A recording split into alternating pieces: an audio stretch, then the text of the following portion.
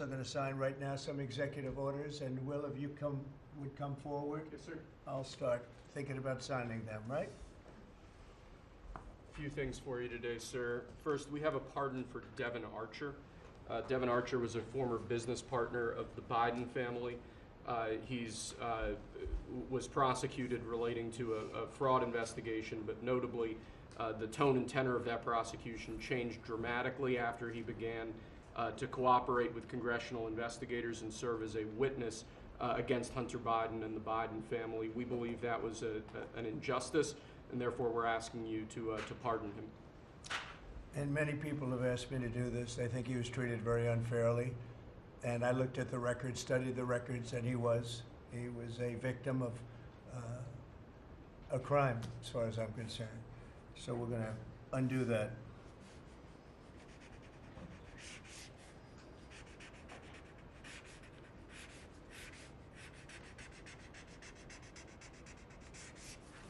All right. That's Devin Archer. Congratulations, Devin. Next, sir, we have a presidential memorandum for your attention. This memorandum requires the immediate declassification of all FBI files relating to the Crossfire Hurricane investigation. This was obviously one of the instances of the weaponization of law enforcement powers of prosecution against you and others. We believe that it's long past time for the American people to have a full and complete understanding of what exactly is in those files. Which gives the media the right to go in and check it. You probably won't bother because you're not going to like what you see. But this was total weaponization. It's a disgrace. Should never happen in this country. But now you'll be able to see for yourselves, all declassified. Is that correct? Would Yes, you sir. say? All declassified? Yes, sir. Everything? The FBI file with there's a classified annex, but other than that, this will put everything in the public eye. Is anybody going to look? What about you? You going to look?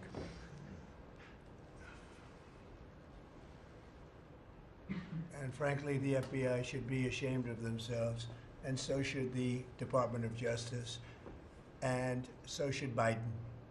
Okay? Next, sir, we have an executive order for your attention. We've taken action against a number of law firms that have participated either in the weaponization of government, the weaponization of the legal system for political ends, or have otherwise engaged in illegal or inappropriate activities.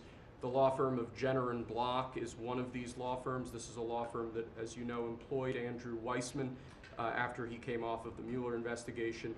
It's a law firm that's engaged in invidious racially and sexually discriminatory practices.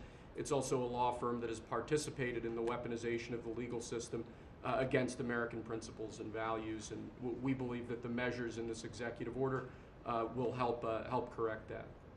And Andrew Weissman is the main culprit? He's certainly... With respect to this firm? He is one of a number of reasons that we believe this executive order is warranted. He's a bad guy.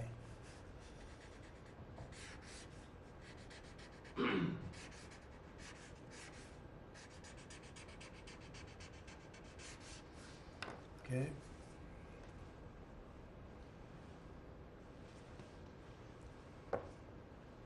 Next, sir, we have an executive order for your attention relating actually to government payments. Historically, checks issued by the Treasury are, I believe, 14 times more likely to become the subject of fraud than electronic transfer payments. This is an executive order that's going to push the Treasury Department to modernize its payment system to ensure that where possible they're using electronic methods of payment as opposed to paper checks in order to reduce waste, fraud, and abuse in the government, which is obviously an endeavor that we've been pursuing in numerous aspects of government under your leadership.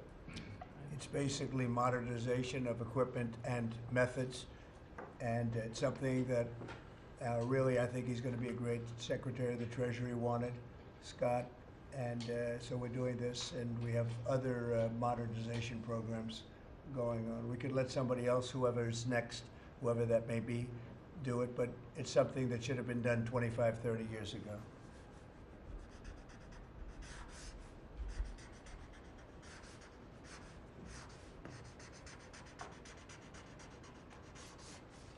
Okay.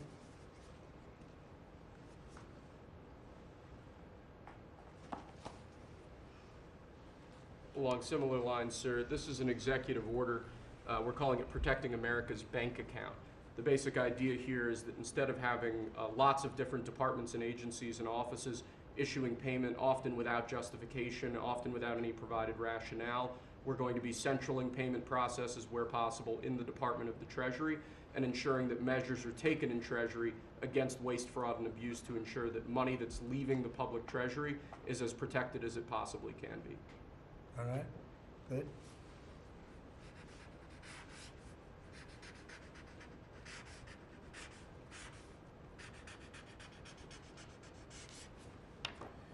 Many of these things should have taken place decades ago or longer.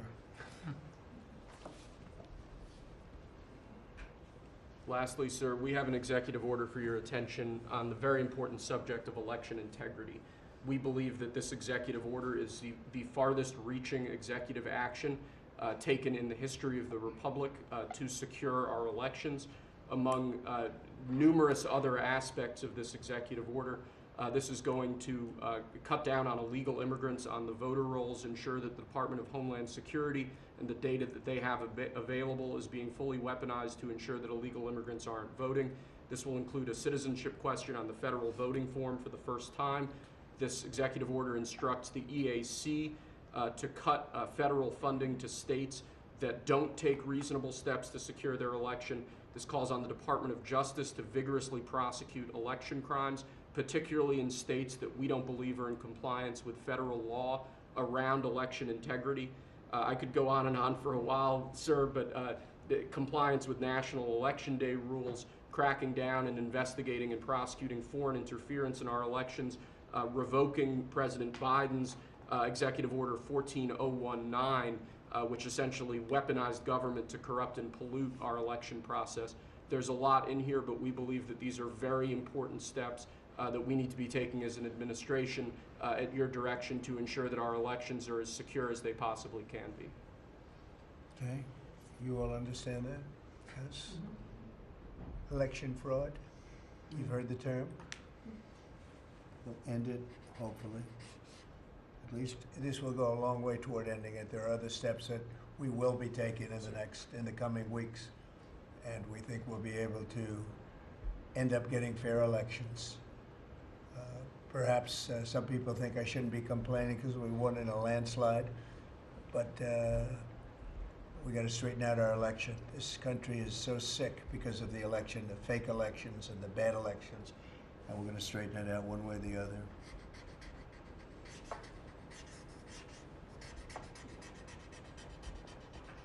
And it's an honor to sign this one. To sign all of them, but to sign this one is a great honor.